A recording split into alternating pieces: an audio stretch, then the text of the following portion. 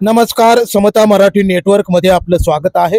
श्री संत गाडगे महाराज माध्यमिक व उच्च माध्यमिक विद्यालय लोहा येथील प्राध्यापक शिवराज नारायण चिवडे हे 35 वर्ष प्रदीर्घ सेवा करून सेवानिवृत्त झाल्याबद्दल कंधार येथील नगरेश्वर मंगल कार्यालय या ठिकाणी सेवापूर्ती सत्कार सोहळा संपन्न झाला। चला तर पाहूया सविस्तर वृत्तांत। ज्यांना आपण मदत करतो त्याचा मदत केलेला हात हा परत आपल्याकडे येतो।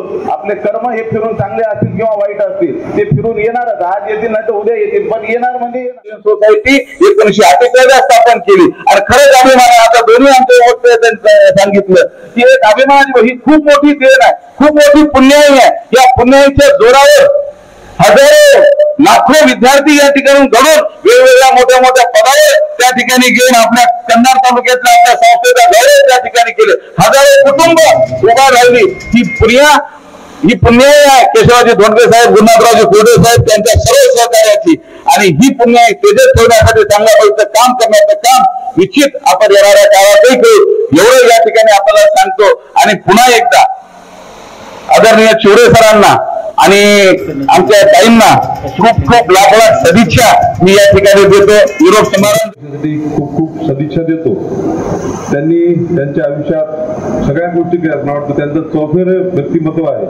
असं कुठलंच काम राहिलं तेवढे जर आपल्याकडे राहिले असते, कोणतरी म्हणलं की आमच्या डॉक्टर साहेब म्हणले की काकांना वेळ दिला नाही, काकांना वेळ सगळीकडे दिलाय, काकांना कुठंच असं राहिलं नाही की काकांना वेळ दिला नाही। त्यांचं काम कुरळ्यामध्ये आहे, त्यांचं काम कंधारला आहे, आता लोह्यालाही होतं। म्हणजे सगळ्या ठिकाणी ह्या घरी लग्न असलं काय, आमच्या घरी लग्न असलं काय, हे जे रुळाणू बंधाचे नातं होतं ते कधीही तुटणार नाही। संस्थेतून जरी आपण बाहेर जात असला तरी आपण कायमस्वरूपी आमच्या हृदयात आहात, कायमस्वरूपी आपल्या सोबत राहणार आहात। आपले उर्वरित आयुष्य सुखाचं समृद्धीचं जावो। केलं बाहेर नाही केलं त्याचं आमचं पहिलेपासूनच प्रेम। किशोरच्या लग्नात म्हणजे मुलीच्या लग्नात हळद दळली पाहिजे 2 रोज होते। 4-5 दिवसापासून मला खूप ताप, त्याच्यामुळे परेशान आहे।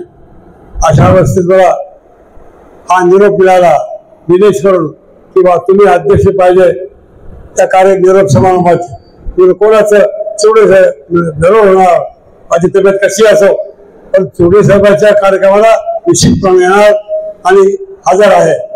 वस्तुस्थिती आहे 4-5 दिवसापासून ताप आणि खोकला, बोलणं सुद्धा बरोबर नाही ही वस्तुस्थिती आहे। परंतु प्रेम ज्यांनी संस्थेसाठी एवढी सेवा केली, त्यांच्या वडिलांनी सेवा केली, त्यांचे वडील अध्यक्ष होते संस्थेचे 3ऱ्या शाळेचे, तेव्हा अशा अवस्थेत त्यांच्या कार्यक्रमाला आपण हजर राहायचं नाही, कधी राहायचं, तब्येत होत राहील कशी, म्हणून मी सांगितलं की नक्की येणार, केलेलं आहे दिसतं आपल्याला। तेव्हा त्यांचा मी संस्थेचा सचिव म्हणून मला पूर्ण आभार मानतो। त्यांची जनता कधी विसरणार नाही त्याला, कारण त्यांनी केलेले कष्ट, जनतेसाठी केलेली सेवा ही रुजू झालेली आहे। तर माझं प्राथमिक शिक्षण 1974 ला मी श्री शिवाजी प्राथमिक शाळा कोळा या ठिकाणी शाळेमध्ये प्रवेश घेतला। त्या काळच्या प्राथमिक शिक्षकांना सुद्धा मी या ठिकाणी माझ्या निरोप समारंभासाठी पत्रिका दिली होती, काही जण आले असतील। त्याचबरोबर माझं माध्यमिकचं शिक्षण श्री शिवाजी हायस्कूल कुरळा या ठिकाणी झालं आणि मी 1983 ला 10वी या कुरळा शाळेमधून पास झालो। त्यानंतर मी 11वी ला श्री शिवाजी कॉलेज कंधारला 83 ला प्रवेश घेतल्यानंतर 85 ला माझं ग्रॅज्युएशन झालं।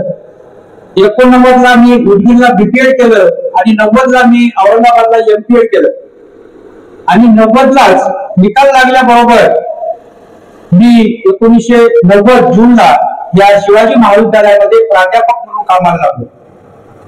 मी एकमेव प्राध्यापक असा असेल की डिग्री माझा निकाल लागल्यानंतर ज्या दिवशी मार्क मेमोवर माझी 6 जून 1990 ही मार्क मेमोची तारीख आहे आणि मला अपॉइंटमेंट ही 13 जून 1990 ला या ठिकाणी मिळालेली आहे। म्हणजे फक्त मी डिग्री घेऊन 5 दिवस फक्त घरी बसलेलो आहे। ही सगळी कृपा माझे आदरणीय श्रद्धास्थान आदरणीय केशवराव धोंडगे साहेबांची आहे आणि त्यांच्यामुळे मी आज या ठिकाणी उभा आहे आणि माझा हा सत्कार सोहळा या ठिकाणी होत आहे। मला बोलावून या ठिकाणी प्राध्यापक म्हणून त्यांनी सेवा करण्याची संधी दिली आणि ती सेवा मी प्रामाणिकपणे आज 35 वर्ष या ठिकाणी करण्याचा मी प्रयत्न केला. हा प्रयत्न करत असतेवेळी जर माझ्याकडून काही चुकाई झाल्या असतील त्याबद्दल मी या ठिकाणी संस्थेची किंवा आमच्या सोबत असणारे सहकारी असतील त्यांच्यावर मी 18 वर्ष परिवर्षात काम केलं. त्याही वेळेस जर माझ्याकडून काही कोणाला जर त्रास झाला असेल त्याबद्दल मी तुमची दिलगिरी व्यक्त करतो.